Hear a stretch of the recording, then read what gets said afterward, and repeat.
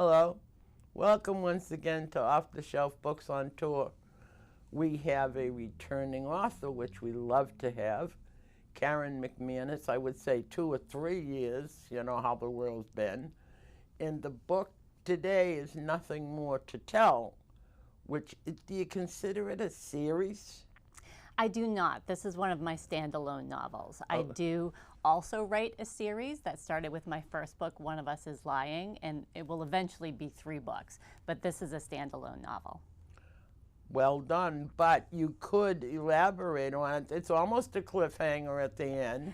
I like to leave my endings a little bit open, a little bit ambiguous, so there's always the possibility that there could be more, but for now, it feels complete to me.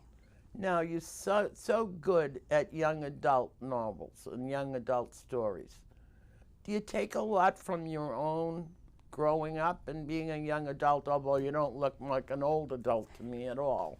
It's definitely been a while since I was a young adult, but I find it pretty easy to get into that mind space. I do certainly remember a lot from growing up, and in particular, I remember the feeling of kind of being on that cusp of adulthood and trying to figure out your place in the world and what do you value, what do you want to take from your upbringing, and what do you maybe want to change. And I'm also surrounded by young adults now, so that helps me. It's a different world. It helps me stay current. But the young people, just by the sales and 40 different languages they translated into? Yes. So as much as we think they've changed since our growing up, and that was a different century for you and me, they identify with it. Yeah, they do. I hear often from readers of all ages, some as young as 12, all the way up through grandparents who are reading with their grandchildren. But I do hear from the teens that my characters feel real to them, and that's really satisfying to hear. Well, I wasn't much of a reader when I was a teenager, but I think the closest we would come would be Nancy Drew and the Hardy Boys. Yeah, no, absolutely. I loved those books when I was a kid. But there was nothing that we could identify with: the bully in the hallway, the guy that knocks your books over, the lunch girls who won't let you sit with them. We didn't have that. No. That happened to us alone. We were kind of like on an island. We didn't know it happened to other people. Right. And now we're also connected. These experiences feel much more universal. But if there was a teen or a young adult out there who thought they were alone and they were the only one, and they read your books, they would have to feel not quite as alone. That's something I hear a lot, Good. And it's one of the best parts of this job, honestly, to hear from a kid who feels seen and who feels hopeful because they see a character struggling with something that they're also struggling with, and they see them come out on the other side. And at the end of my books, everything's not fixed because life is not perfect, but characters have learned something about themselves. They've come to understand their flaws, even if they haven't eliminated them, because again, we're all flawed. That's not going to happen. But it gives my readers a sense, I think, of not being alone, of feeling seen, and of hopefulness that they can sort of reach that state as well, and that moment in time where they feel more comfortable and accepting of themselves. And there is alternative solutions to situations. You don't have to sit in the corner and cry with a box of Kleenex. You don't have to fight back. You can alternately solve the problem. Yeah, my characters always have a few different problems. There's the central mystery, which they have to solve, obviously. That's the external plot.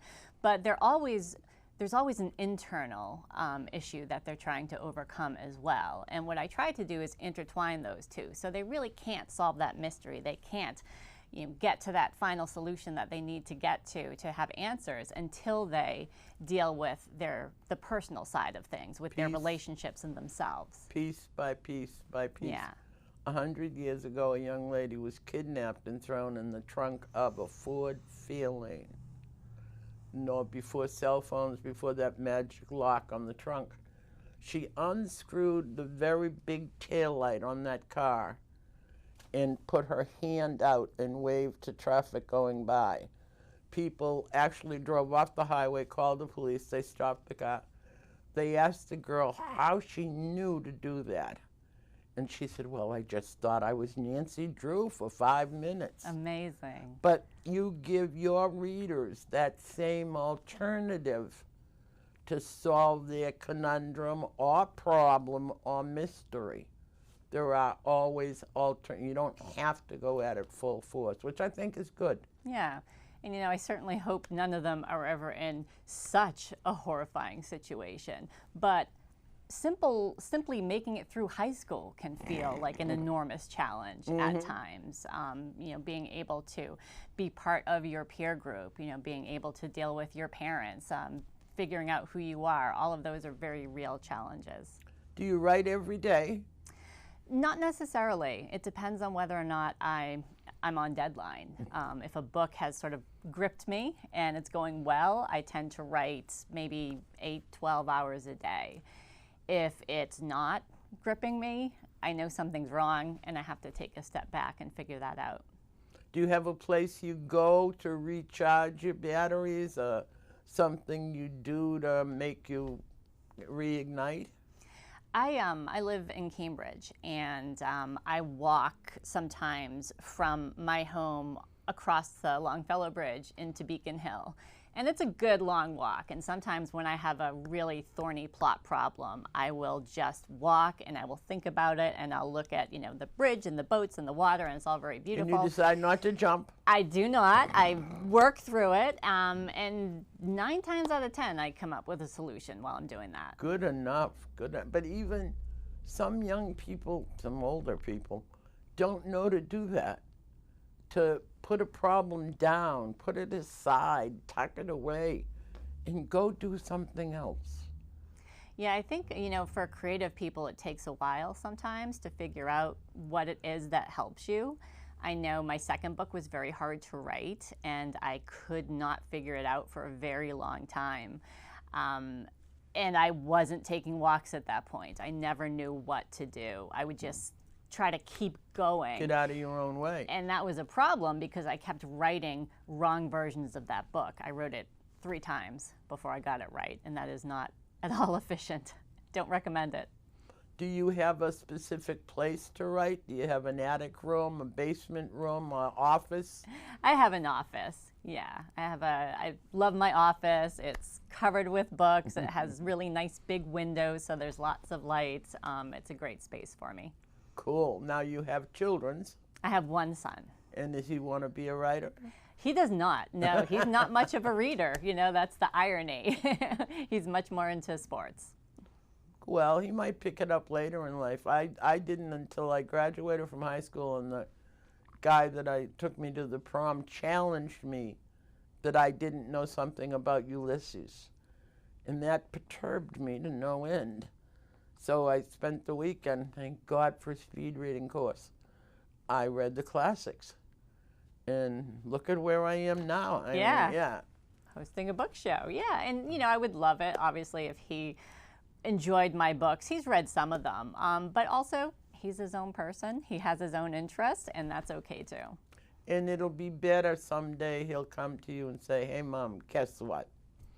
And it'll be something that he remembered, or he picked up, or he met someone who read your books. Yeah, and he's very supportive of my career. He likes the fact that some of his classmates enjoy my books. So he's certainly a Do really they ask for positive advance presence. copies? Occasionally, yeah. Good, Some of the kids in the neighborhood have gotten them. We had an intern here one day on camera, and unbeknownst to us, this was his favorite author, in his group even. So he asked me if he wanted me to sign the book for me, and I said, no, I think this young man would prefer. I thought he was going to faint because he had that next book before anybody in the group. Yeah, it's exciting. Yeah. Now, is there another one in the works, of course? There is. This one comes out August 30th, and then next summer, it will be the 3rd book in my Bayview High series, One of Us is Back. So my debut was One of Us is Lying. The sequel, One of Us is Next, came out in 2020, and the final book in the series, One of Us is Back, will be out in 2023. Now, where they're so different in venue, how do you keep them straight in your head? I'm not sure sometimes. Every once in a while, it's, you're drafting one book and you're editing another book and you're promoting another book. I mean, this book, I wrote this book in 2020. So in some ways, it's out of my head, but now I'm getting back into remembering what it is I love about this book and why I wrote it so I can talk about it. But I'm working on something that will come out in 2024. So you've always got that dissonance. Your brain almost has to be like a file cabinet. Yeah, sometimes you just lock things away because you can't deal with them. I found it interesting. We were talking before the camera went on. You sat home during the pandemic. Yeah. Did you write more? I did not write more. I wrote about the same amount eventually. I felt fortunate that as everything started and it was so distracting and frightening, I was editing my 5th book. And so that was a world I already knew. I didn't have to create anything new. That was a good project for me to focus on. But then I turned that in. I had to switch gears to this one. And I did struggle with it for a while.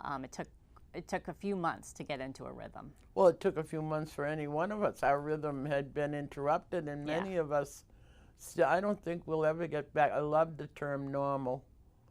I've never met a normal human being in my life. I've never had a normal day. I know. What is normal? But you didn't have to do these interviews. You didn't have to travel. And yet it didn't affect the book sales because so many people went back to reading. Yeah, they did. Book sales actually went up quite a bit in that first year.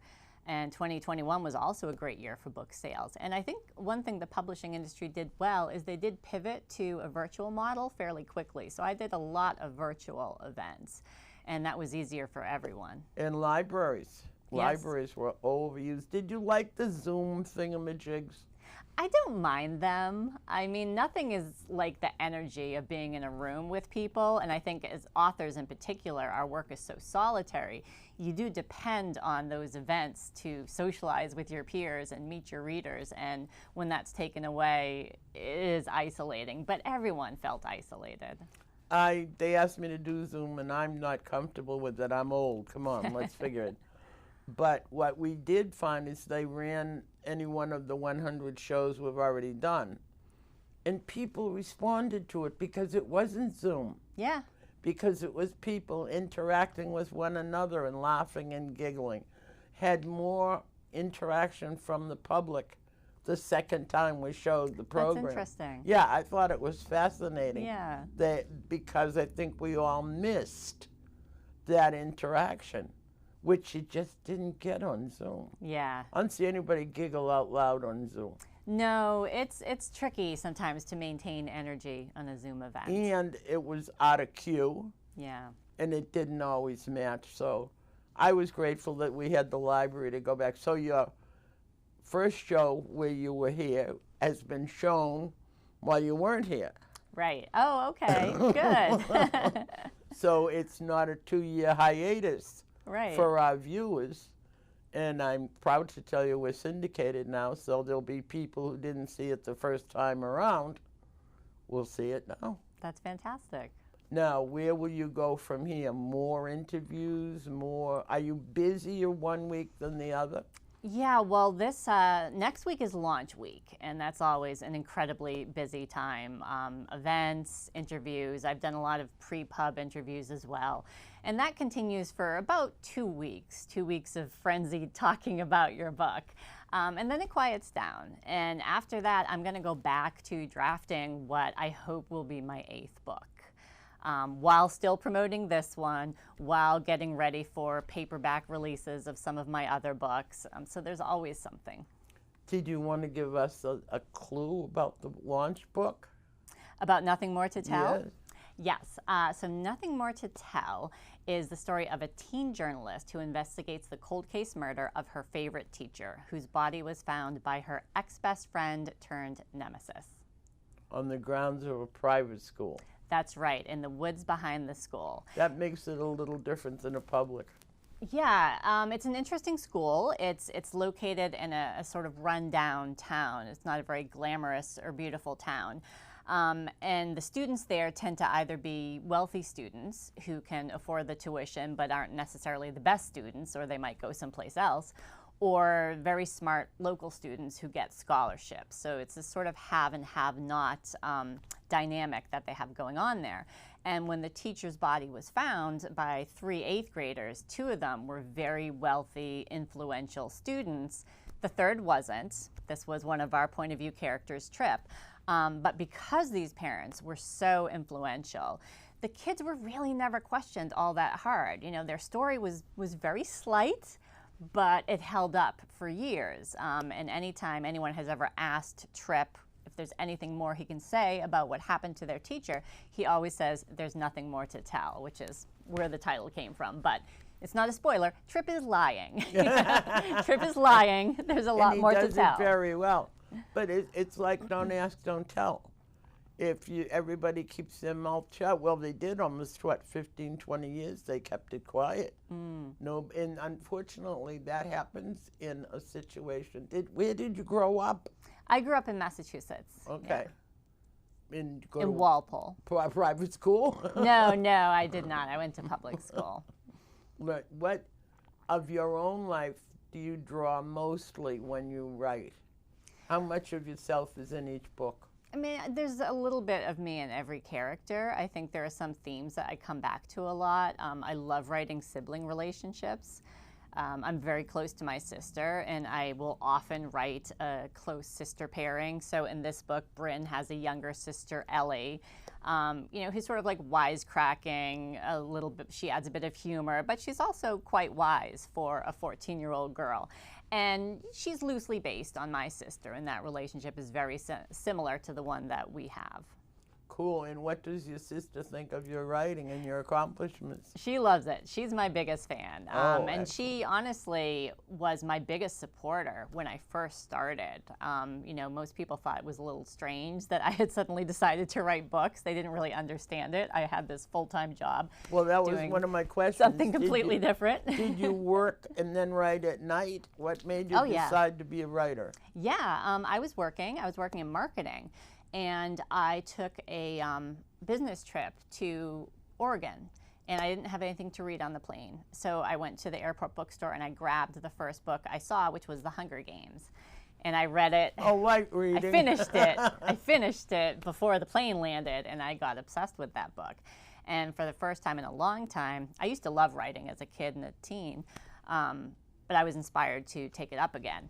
But I never thought that, first of all, I didn't actually think I would get published, but secondly, I certainly didn't think I could live off of writing. So I kept my job. I kept my job for a year after One of Us is Lying launched. I was doing essentially 2 full-time jobs before I finally realized that I was able to do this as my only job. Now, when you launch, do you have a specific bookstore that you launch it from, or do you launch it from Random House? No, I've always gone to Porter Square Books in Cambridge. That's like my local indie bookstore, and they're great to work with. And they support you, and they're glad to see you coming? Yeah, I hope so. When do you think you'll have enough energy to finish the book you're working on? Do you have a deadline? I do. My deadline is December, so I will finish it by December. So what's that, 3 books a year? I have been publishing at the pace of 1 book a year.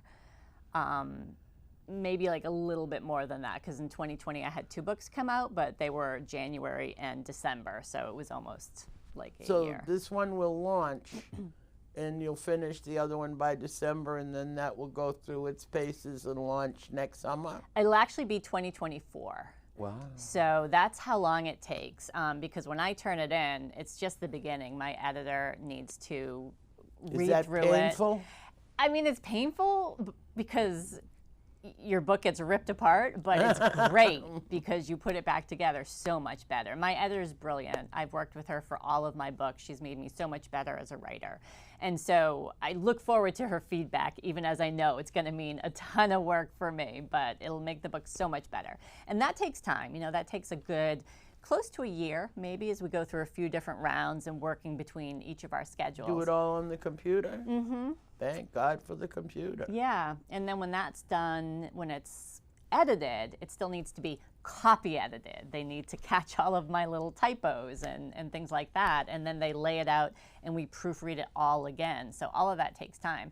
And then they have to actually print the book, print these advanced copies like you have here, and start doing some early promotion for it. So I found the advanced copy much better than the finished for my needs. Okay. For what I wanted to know about What did publishing. you like about it? Oh, because they have that stuff in the beginning that tells you all about the thing the that campaign. Random House does for Yeah. you or with the book. I've always wanted to establish Random House sending the books here. Yeah. Ginny works overtime soliciting books. So I would love to have them send us books so that we can line up more and more, because it would do well. She does exceptionally well. Right, right. But we're here for young writers who want to be as accomplished as you are. And it's a great opportunity. Yeah. You can't, Katie Couric gives you what, 3 minutes? And somebody else reads the book. Yeah, I have never been on network television in the U.S. I have been on TV in Ireland, so. Good for you. We have been on TV in Ireland Have as you? well. Yeah. One of our authors came here. We had so much fun. He took the DVD back. They played it on the equivalent of the Tonight Show. Yeah. We have more people in Ireland watching the show than we do in Danvers. Oh, that's great. Well, they like our language. This Yeah. is how they learn about us. How we talk, how we pronounce, what we laugh at and what we don't. So now I'm getting a message that we're going to cut off, let Okay. you catch your breath, and then you're going to read us a portion of this book. Sounds good. See you in a little bit. Bye.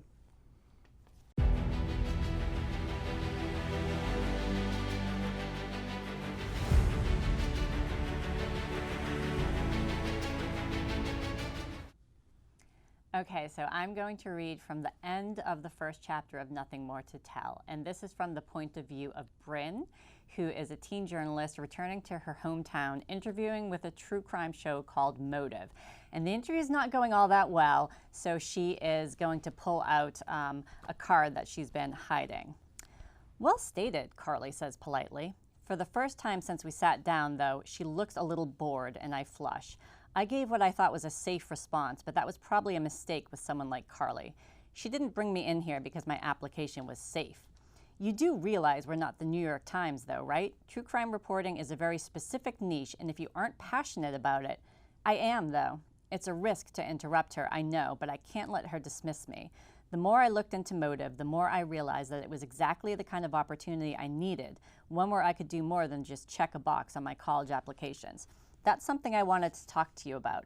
I've done all the things you mentioned in the job posting: social media, copy editing, fact-checking, etc. I have an actual resume I can show you, plus references. But also, if you're interested, I have a story idea. Oh? Carly asks. Yeah. I dig into my messenger bag and pull out the manila folder I carefully assembled in preparation for this interview. An unsolved murder from my hometown. Carly raises her brows. Are you pitching me right now? In the middle of an interview? I freeze with the folder half open, unable to tell from her tone whether she's impressed, amused, or annoyed. Yes, I admit. Is that okay? By all means, she says, lips quirking. Go on. Amused. Could be worse. The clipping I'm looking for is right on top. It's a photo from the Sturgis Times captioned, Saint Ambrose students Brynn Gallagher and Noah Talbot win stateside 8th grade writing competition. My 13-year-old self is standing between two other people, smiling widely and holding up the Olympic-style medal around my neck. Aw, look how cute you were, Carly says. Congratulations. Thanks, but I didn't hang on to this because of the award. I kept it for him. I tap my finger on the man in the picture, young, handsome, and smiling. Even in two-dimensional photo form, he's brimming with energy. This was my English teacher, William Larkin. It was his first year teaching at Saint Ambrose, and he was the one who insisted I enter the writing contest. He also got me started on the school paper. My throat thickens as I hear Mr. Larkin's voice in my head, as clear today as it was 4 years ago. You have a gift, he said, and I don't think he realized how much those words meant to me. I never told him, which is something I'll always regret. He was constantly trying to get students to live up to their potential, I say, or see it if they didn't think they had any. I look up to make sure I have Carly's full attention before adding, 2 months after this picture was taken, Mr. Larkin was dead, bludgeoned with a rock in the woods behind Saint Ambrose. 3 of my classmates found the body. This time, I tapped the boy in the picture, who's wearing a medal identical to mine, including him. Well done. Thank you. Did you ever go back to your English teacher? Did you ever hear from them? No, I actually had a 2nd grade teacher who was the first person who ever encouraged me to write. And when I got my book deal, I thought I should look up my teacher and tell her that I actually am going to get a book published. And it was very sad because when I found her, I learned that she had recently died. And it broke my heart that I never got to tell her that. And there's a little bit of Ms. Herman in Mr. Larkin right there. Excellent. Now, when you submitted your first manuscript, did they pick it up right away? No. No, my first book was terrible. Because I was so inspired by the Hunger Games, I wrote this very bad dystopian sort of knockoff, really, of the Hunger Games. And it wasn't very good, but I didn't know that. And I had researched how you get published, that you have to get an agent, so I sent it off. And the first agent I heard back from said, yeah, dystopian is dead. And at that point I realized I should have done my research before writing a whole book. I need to understand this industry better. And at that point I took a step back and I started reading much more young adult. I started reading everything I could about craft, researching agents more carefully. I wrote a 2nd book. It was better. I got better response, more interest, but it still didn't go anywhere. But when I wrote One of Us is Lying, I think it was the right idea, the right time, and I was skilled enough to pull it off. So when I queried that book, it was very fast. I was offered representation within, I think, a week and a half. My agent sold it within a week, and it all happened really, really quick. All right, now where did it go from there? Television, Netflix, Peacock, streaming? Yeah, it went well beyond what anybody expected, including me. It's spent at this point, I think, 240 weeks on the New York Times bestseller list. Congratulations, it's still young there, lady. Which is wild. Your English teacher would be very proud of you. Yeah. And I'm sure from the heavens down, she's applauding you as we sit here. I hope so. And go on to the next one. Yeah. Will you bring the next one to us, please? Oh, sure. Excellent. That'll be the end of the series next summer, so there'll be a lot to talk about. Excellent. That's it for today. From Off the Shelf Books on Tour, the book is Nothing More to Tell. The delightful author is Karen McManus. Thank you for being with us today. See you next time. Bye.